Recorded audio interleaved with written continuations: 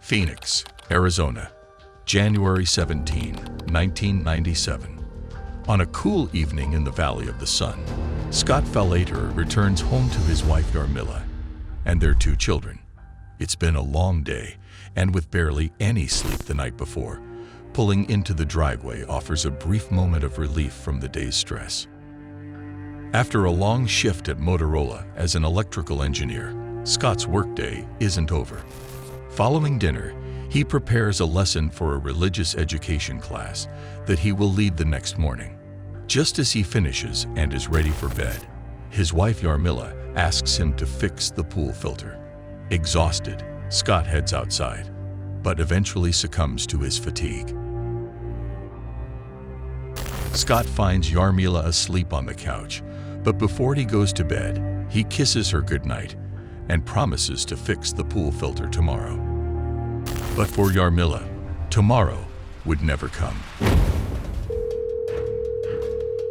911, what's your emergency? I was hopelessly confused at first. I kept asking what is going on. All they would do is yell, "Get down," shut up, get down. Greg Coons, the Falaters' next-door neighbor, witnesses something extremely disturbing.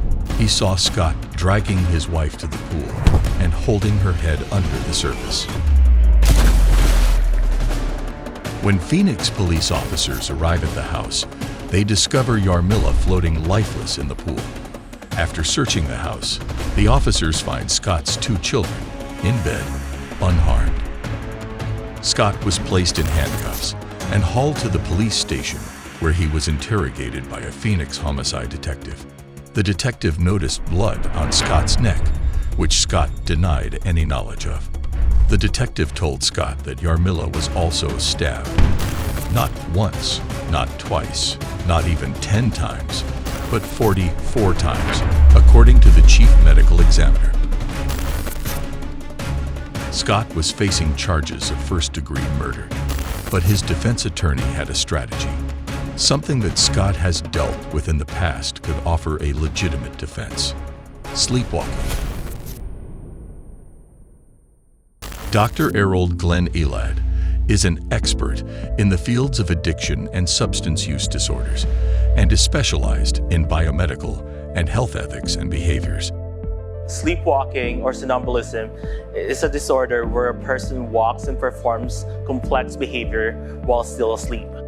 It's caused by factors such as lack of sleep, alcohol, medications, and sometimes genetic predispositions.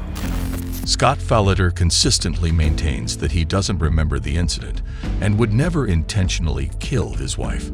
Scott's mother recalls a time when Scott was 20. He was sleepwalking and physically assaulted her. She added that he was under a lot of stress at the time.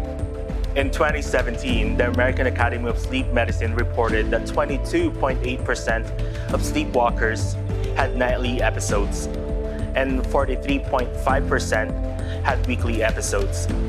58% had violent sleep behaviors, with 17 having injuries needing medical care, like bruises, nosebleeds, fractures.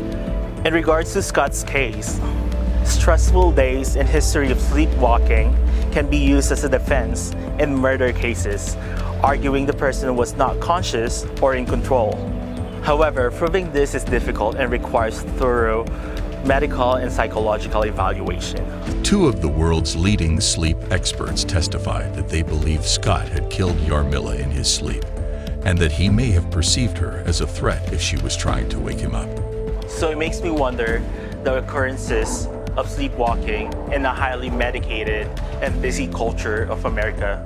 If sleepwalking rises, we might see more violent behavior during episodes, especially in those with the genetic predispositions. Taking care of yourself is crucial. As they said, your health is your wealth. Remember to indulge in self-care activities and seek professional help if needed.